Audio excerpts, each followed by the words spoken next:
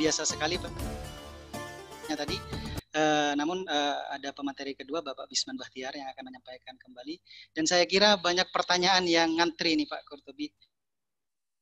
Nanti akan disampaikan dan kita eksplor dengan diskusi. Baik teman-teman sekalian peserta diskusi yang saya banggakan.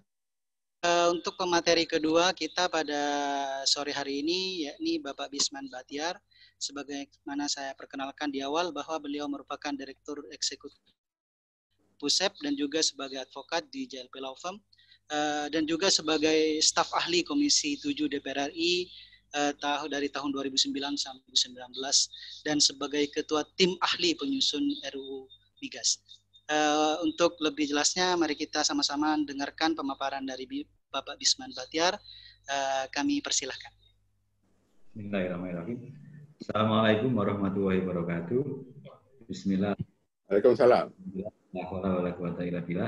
Mohon izin Pak Qurtubi yang saya hormati. Saya senang sekali Pak Qurtubi ini energinya luar biasa, energinya tetap bersemangat, apalagi kalau yang sudah terkait sudah 70 tahun. Pasal 3. Ya, waktu kami ruangan Komisi 7, saya tahu betul Pak Qurtubi itu paling vokal kalau terkait dengan pengelolaan migas, termasuk dalam beberapa pembahasan-pembahasan tentang RUU migas. Kami pun juga terlibat dalam undang-undang migas, tetapi sama dengan Pak, kami juga agak kecewa dengan hasilnya juga sebenarnya. Tetapi kan ini tidak mengurangi kontribusi kita untuk memberikan pemikiran, masukan kepada bangsa dan negara, khususnya dalam perbaikan tata kelola migas bagi Indonesia. Bagaimana Bapak dan Ibu ketahui bahwa hari ini ada RUU Migas di tahun ini tidak diprolegnaskan di DPR di 2019-2020, tapi yang muncul adalah RUU Cipta Kerja Sektor Migas atau RUU Omnibus Law. Nah, kami setelah mengkaji hal itu dan nanti kami sampaikan beberapa poin-poinnya. Namun dengan segala hormat, karena mungkin waktunya juga sudah agak menjelang sore, kami akan sampaikan secara singkat. Kami berharap nanti fokus diskusinya juga kebetulan ada Pak Qurtubi, kami berharap nanti teman-teman memanfaatkan untuk banyak berdiskusi dengan Pak Qurtubi, karena beliaulah yang sangat menguasai, sangat komitmen dan getol terkait dengan tata kelola migas. Mohon izin yang akan kami share tentang materi sore hari ini, mungkin secara singkat saja. Pak Qurtubi yang saya hormati dan rekan-rekan peserta diskusi, berbicara tentang undang-undang migas. Sebentar saya share screen.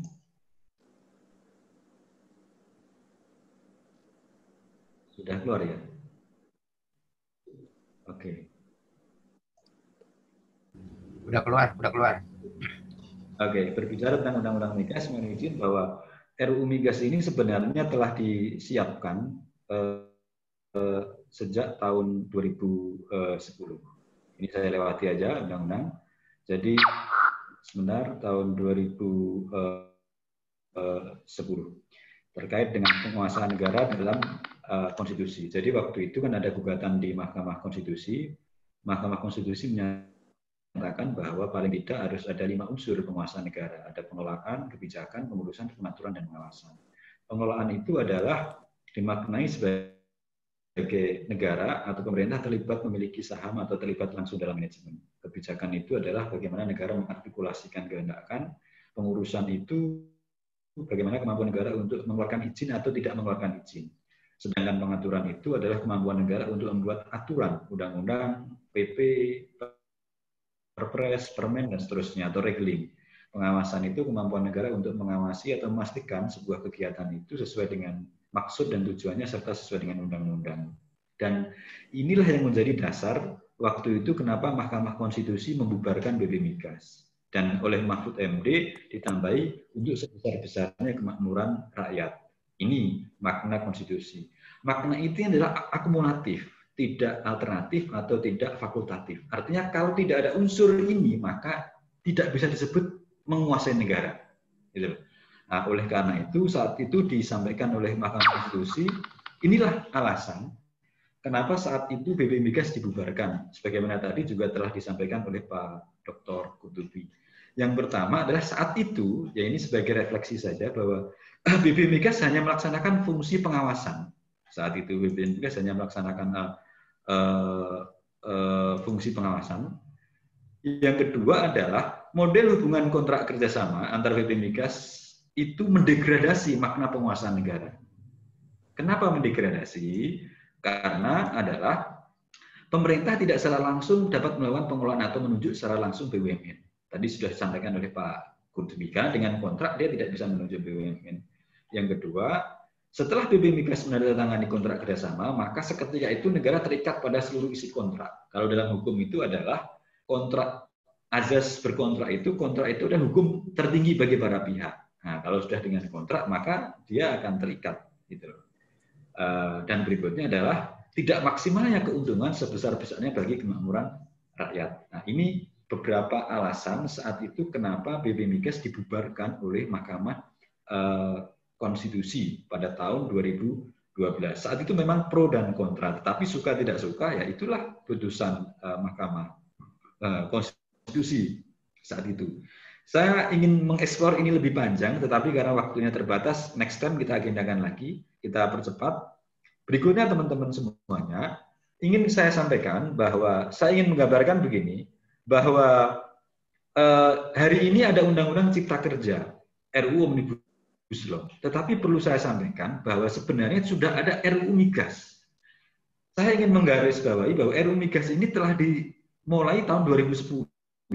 Diinisiasi saat itu zaman pemerintahan Pak SBY di akhir ada hak angket, yaitu tentang kesimpulannya adalah agar DPR untuk mengganti atau mengajukan RUU Migas yang baru menggantikan Undang-Undang 2001.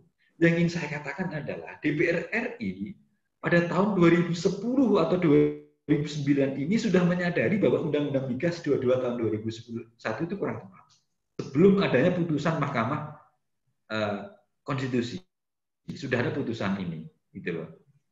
Terus berikutnya, ada putusan Mahkamah Konstitusi tahun 2004. Waktu itu Ketua Mahkamah Konstitusi adalah Profesor Jimli Asidiki yang membatalkan 3 pasal, pasal 12, pasal 22, pasal 28 terkait dengan kata-kata diberi wewenang. Terus sepanjang ini paling banyak DMO-nya ini juga dibatalkan. Dan terakhir adalah persaingan usaha sehat untuk BBM dalam negeri ini juga di Mahkamah Konstitusi. Karena ini adalah penting bagi negara dan menguasai hajat hidup orang banyak, maka tidak tepat kalau dilakukan kompetisi bebas. Dan ini pada tahun 2004 diputuskan oleh Mahkamah Konstitusi dan berlaku. Nah, berikutnya akhirnya keluar lagi gugatan pada tahun 2012 yang diajukan oleh PP Muhammadiyah dan kawan-kawan, ada tukang ojek dan lain sebagainya.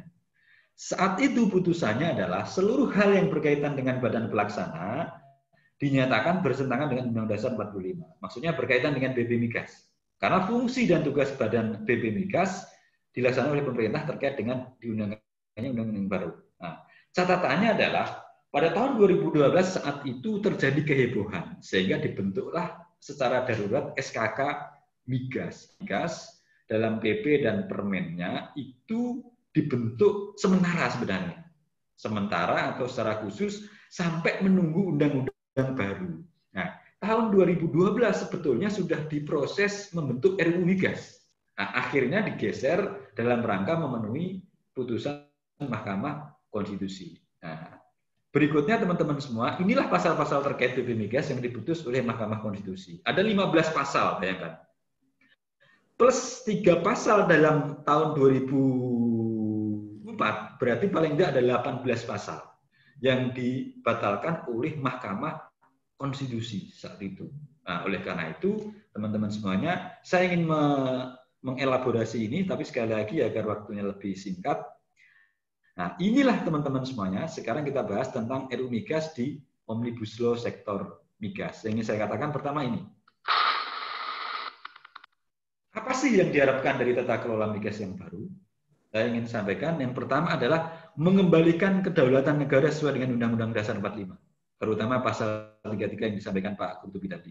Yang kedua adalah memenuhi putusan Mahkamah Konstitusi, berarti ada 18 pasal, dan itu pasal jantung, sehingga sebenarnya Undang-Undang 22 tahun 2001 sekarang sudah tidak bernyawa, Yang berikutnya ada memperkuat ketahanan dan kemandirian energi, pembangunan infrastruktur energi, dampak multiplier effect yang kita harapkan, dan kelembagaan atau perusahaan negara migas yang kuat. Ini adalah dalam rangka untuk menjawab permasalahan tata kelola migas. Ini sebelum ada Cipta Kerja ya. Sebenarnya saat itu pembentuk Undang-Undang Migas sudah berpikir menjawab persoalan-persoalan migas yang seperti sampaikan tadi. Nah, yang ingin saya katakan teman-teman semuanya, sekarang perlu adanya pergeseran perspektif dalam pengelolaan migas. Undang-Undang Migas yang dulu, tahun 71 maupun Undang-Undang Migas 22 tahun 2001, itu lebih heavy ke hulu. Terlalu banyak pengaturan ke hulu. Padahal karena memang saat itu kita bisa sampai lifting 1.500, 1,5 juta barrel per day. Hari ini hulu kita hanya mampu berkisar 700 barrel per day. Sementara hilir kita 1.600 barrel per day untuk kebutuhan BBM. Sehingga Indonesia hari ini next importer minyak. Oleh karena itu perlu ada pergeseran. Pengaturan tidak boleh harus berada dulu, tetapi sudah mulai bergeser berimbang ke hilir. Karena hilir inilah yang nanti akan memegang ketahanan energi serta kemandirian energi. Problem kita ke depan ada di hilir migas. Hulu kita hanya tinggal menyisakan 700 barrel per day, kecuali ditemukan lapangan-lapangan raksasa misalkan dalam waktu depan. Tapi saya kira dalam 5 tahun, 10 tahun belum mungkin bisa 1 juta barrel per day. Oleh karena itu dalam pengelolaan migas kita sudah harus mulai memproporsionalkan antara pengaturan hulu dengan hilir atau mengutamakan pengaturan hilir. Yang kedua adalah teman-teman semuanya menggeser paradigma minyak menjadi gas. Dulu wajar karena produksinya besar dan harganya mahal. Hari ini minyak kita hanya 700 per day per hari, hanya sekitar 40 dolar per barel. Harganya sangat turun. Sementara gas kita lumayan, mulai agak meningkat menjadi energi yang relatif lebih bersih dan punya harapan. Nah, oleh karena itu, ke depan saya kira perlu menggeser dari kekuatan minyak menjadi kekuatan gas. Yang berikutnya perspektif adalah dulu migas ini menjadi sumber pendapatan, sekarang no. Karena hanya dengan 700 barrel per day itu di APBN hanya sekitar 200 triliun. Apakah 200 triliun besar? Seperti APBN tahun 2019 itu 2.100 triliun. Kalau 200 triliun sekitar hanya % saja. Bahkan enggak sama, sekitar 10%. Sehingga tidak bisa mengandalkan migas itu sebagai sumber pendapatan.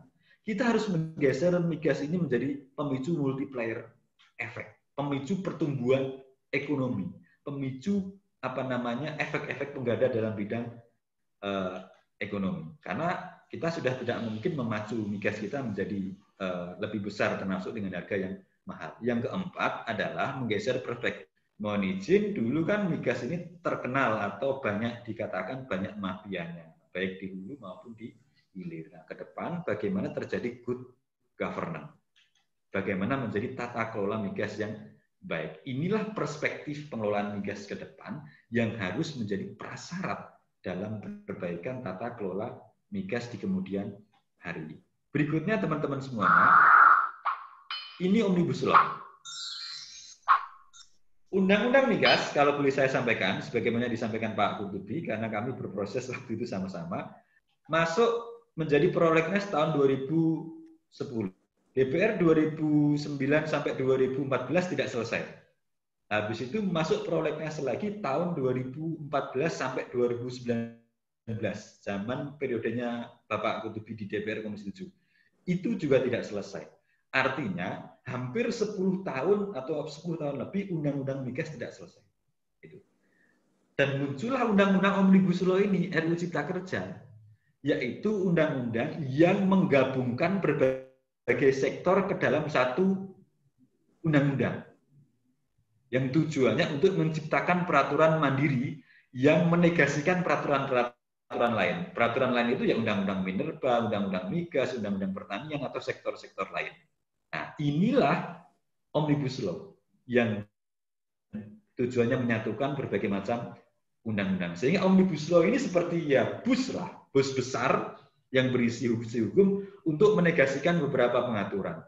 Di dalamnya, teman-teman semuanya, saya sampaikan, ada pengaturan yang terkait SDM. Satu, ada undang-undang minerba, ada undang-undang migas, ada undang-undang panas bumi, ketenaga listrikan, dan ketenaga nukliran. Dalam hal nuklir ini dimanfaatkan sebagai elektrik.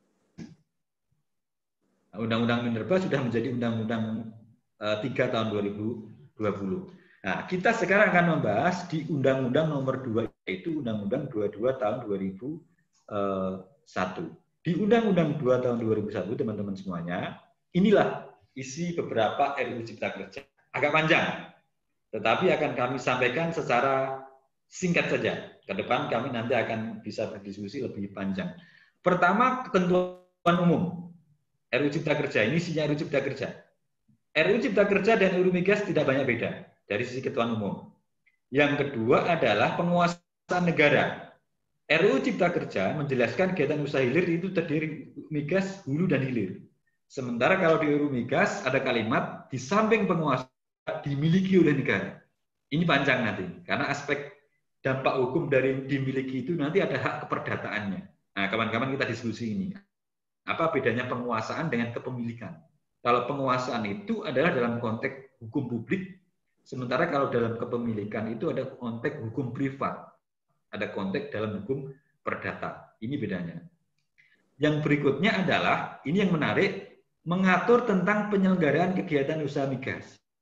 Nah, kedua undang-undang, RUU Cipta Kerja dan RUU Migas, ini membentuk kelembagaan migas, namun dengan nama yang berbeda. Perbedaannya adalah namanya, kalau di RUU Cipta Kerja namanya BUMNK, Badan Usaha Milik Negara Khusus. Kalau di RUU Migas namanya BUK, Badan Usaha Khusus Migas. Ini yang paling penting. Bedanya, RUU Cipta Kerja, ya kan, BUMNK itu melaksanakan kegiatan usaha hulu dengan bekerjasama dengan BU, BUT. BU itu bentuk badan usaha, BUT itu bentuk usaha tetap. Badan usaha itu maksudnya adalah PT dalam negeri, BUT itu adalah investasi asing. Tetapi, rekan-rekan semuanya, tidak mengatur lebih lengkap tentang kedudukan dan struktur kelembagaan BUMNK di RUU Cipta Kerja itu. Tidak ada sama sekali. BUMNK sebagai badan usaha hulu, sedangkan hilirnya tidak diatur dengan tegas. Apakah hilir itu termasuk bagian BUMNK atau hilirnya itu adalah lembaga sendiri? Itu tidak ada pengaturannya di RUU Cipta Kerja. Sedangkan terminologi BUMNK itu tidak dikenal dalam Undang-Undang BUMN. Nggak ada di Undang-Undang 19 tahun 2003 maupun di undang-undang lain. Tidak dikenal dalam Undang-Undang BUMN, tetapi dalam RUU Cipta Kerja tidak cukup memadai pengaturannya. Sehingga tidak jelas status, kedudukan, struktur, dan organisasi BUMNK. Jadi RUU Cipta Kerja ini mengatur dan membentuk BUMNK, tetapi statusnya nggak jelas, kedudukannya nggak jelas. Tidak ada aturannya. Oleh karena itu, seminggu yang lalu pemerintah kan menarik usulan BUMNK ini dalam rapat di DPR di Balek Badan Legislasi. Itu.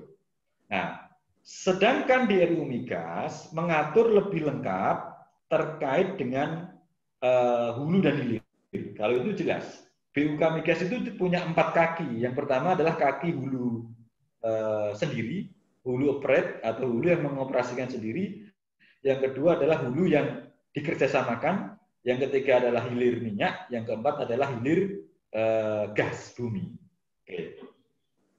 Nah, yang berikutnya adalah RUU Migas mengatur relatif lebih lengkap terkait dengan kelembagaan BUK Migas. Nah, inilah teman-teman yang ada di RUU Cipta Kerja maupun di RUU Migas. Silahkan rekan-rekan semuanya membandingkan pengaturan kelembagaan BUMNK di RUU Cipta Kerja maupun BUK Migas di RUU Migas.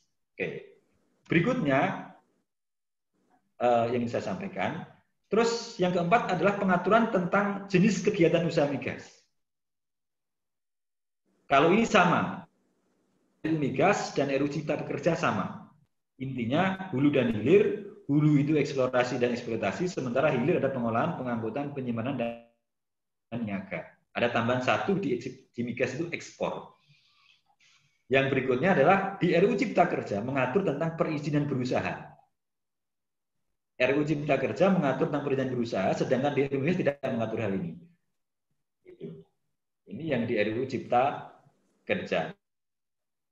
Yang berikutnya adalah teman-teman semuanya tentang wilayah kerja. RUU Migas dan RUU Cipta Kerja sama-sama mengatur WK oleh Presiden pemerintah pusat, ya kan? Tetapi kalau Cipta Kerja WK itu akan ditawarkan BUMN setelah di pemerintah. Nah, selanjutnya akan ditetapkan dalam PP.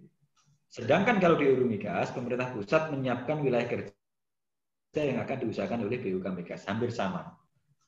Sementara tentang kegiatan usaha hilir, RUU Cipta Kerja dan RUU Migas mengatur hal yang sama, bahwa kegiatan usaha hilir dilaksanakan sesuai dengan izin, namun dengan istilah yang berbeda.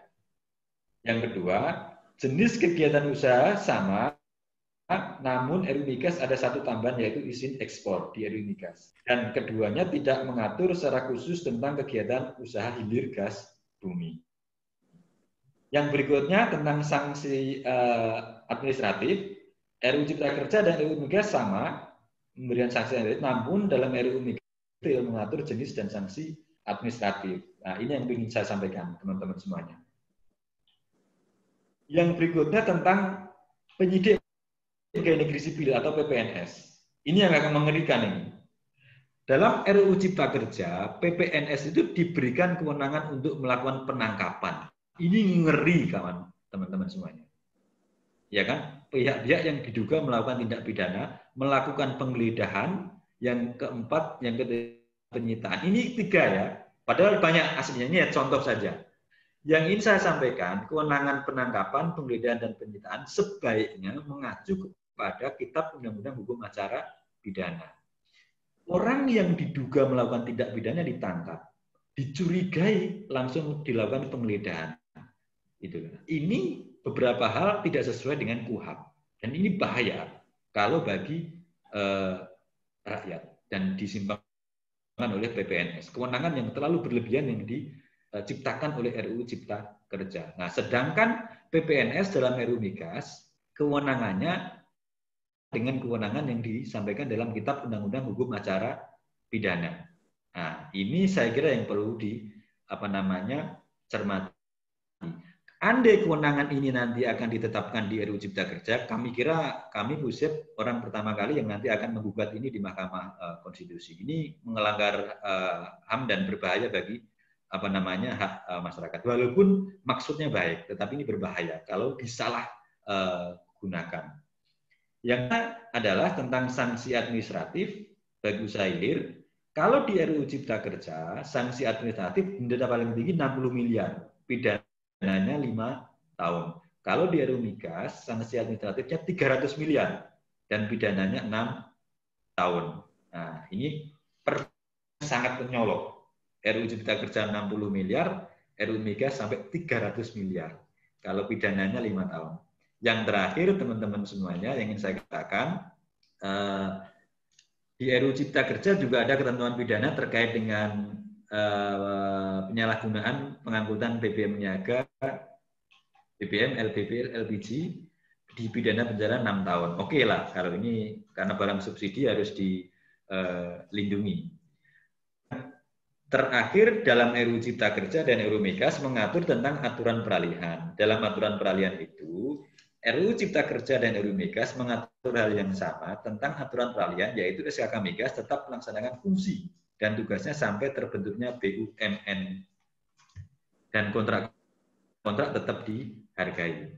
Nah, penegasan tentang beralihnya hak dan kewajiban negara sudah tidak terbentuk BUMNK. Ini yang menjadi juga problem. RUU Cipta Kerja ini mengatur aturan peralihan, tetapi pengaturannya tentang BUMNK tidak jelas. apa yang mau dialirkan juga. Ini berpotensi permasalahan luar biasa. Sehingga Bapak Ibu yang kami hormati, kami menyimpulkan, catatan kami begini. RUU Cipta Kerja ini mempunyai tujuan utama meningkatkan investasi dan kemudahan perizinan berusaha. Namun, isi RUU Cipta Kerja sektor migas tidak sesuai dengan tujuan tersebut.